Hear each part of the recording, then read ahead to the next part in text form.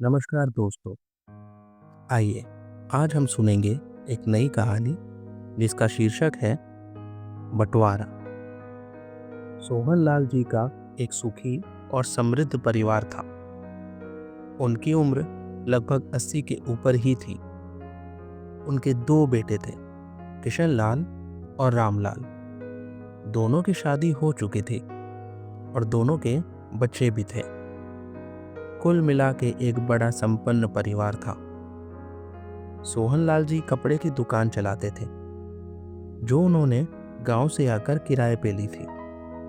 सोहनलाल जी ने इस दुकान को अपने मेहनत से बहुत आगे बढ़ाया था और इसी से अपनी पहचान बनाई थी। यूं समझ लीजिए कि यह दुकान नहीं, उनके परिवार की कामधेनु गाय थी। दोनों बेटे सोहनलाल जी के साथ ही दुकान में सहायता करते थे। सब सकुशल चल रहा था। तभी एक दिन सोहनलाल जी का दिल का दौरा पड़ने से देहांत हो गया। सब कुछ अचानक थम सा गया। सोहनलाल जी की उम्र भले ही अधिक थी, परंतु व्यापार को आज इस ऊंचाई पर उन्होंने ही पहुंचाया था। पिता की अच्छी कमाई के कारण दोनों बेटों को कभी संघर्ष नहीं करना पड़ा था। बचपन से ही दोनों को आराम की जिंदगी मिली थी। अब सोहनलाल जी के चले जाने के बाद घर में एक अजीब सी उलझन थी। दुख तो था ही, पर घर के मुखिया के चले जाने के बाद अब किसी को समझ नहीं आ रहा था कि अब आगे क्या होगा। ससुर जी के जाने के बाद अब दोनों बहुओं का भी अपने मायकों में फोन से संपर्क बढ़ गया था। अब घर में दो अलग परिवार हो गए थे। अब खाना भी अपने अपने कमरों में खाया जाने लगा। घर में अब बातें कम और फुसफुसाहट ज्यादा होने लगी। दोनों भाइयों को एक दूसरे की बातों में संदेह होने लगा। यहाँ तक कि बच्चों को भी हिदायत थी कि अपने कमरे में ही खेले। दोनों भाइयों का साथ में रहना अब मुश्किल ही था। दोनों भाई अब बंटवारे के लिए तैयार थे, शायद उत्सुक भी थे। दोनों बहुओं ने भी अपने अपने हिसाब से बंटवारे की रणनीति बना ली थी। कुछ रिश्तेदारों के प्रयास से बंटवारे का दिन तय हुआ और दोनों भाई और उनके परिवार उपस्थित हुए। तय हुआ कि किशनलाल को घर मिलेगा और रामलाल को घर के बराबर के पैसे जो सोहनलाल जी के बैंक में जमा किए गए एफडी और अन्य सेविंग्स के थे। गांव की जमीन दोनों भाइयों को आधी आधी मिलेगी। अन्य सेविंग्स और जेवर भी दोनों भाइयों को बराबर बांट दी गई। बंटवारे से किसी को भी कोई आपत्ति नहीं हुई, परंतु सबकी नजर वहां थी जिसके बारे में कोई बात नहीं छेड़ता था, दुकान की बात। आखिर जब दुकान की बात आई तो दोनों भाई अड़ गए कि दुकान उन्हें ही मिलनी चाहिए। रामलाल कहता कि दुकान उसे मिलनी चाहिए क्योंकि उसने बचपन से ही दुकान में अपना वक्त दिया है और बड़े भाई होने के नाते यह उसका अधिकार है। किशनलाल भी अड़ गया कि आज दुकान को आगे बढ़ाने में उसकी ही प्रमुख भूमिका थी, इसलिए यह दुकान उसे मिलनी चाहिए।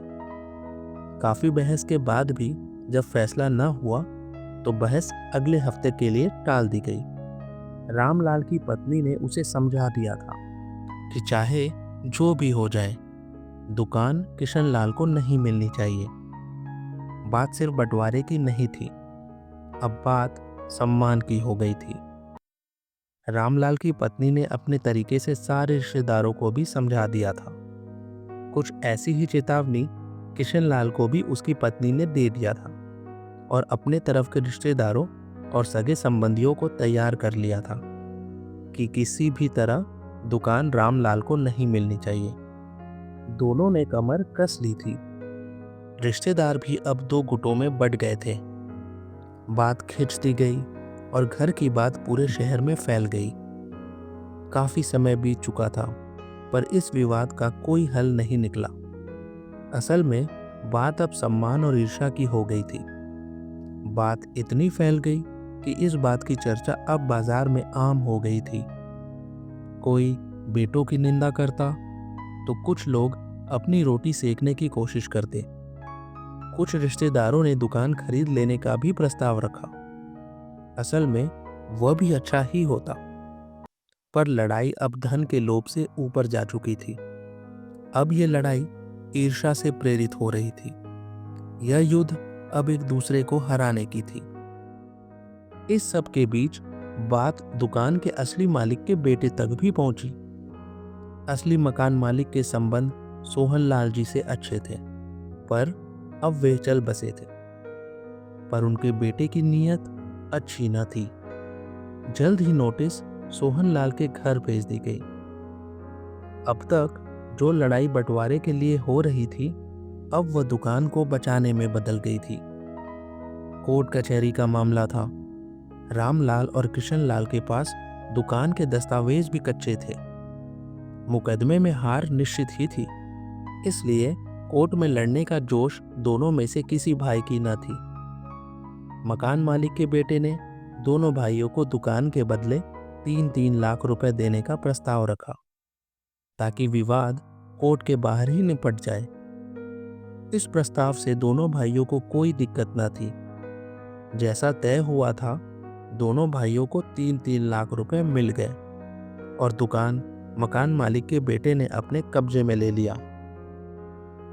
यह पहली बार नहीं था जब ईर्ष्या में दो भाइयों ने अपने घर की लक्ष्मी और पिता का धरोहर खोया था।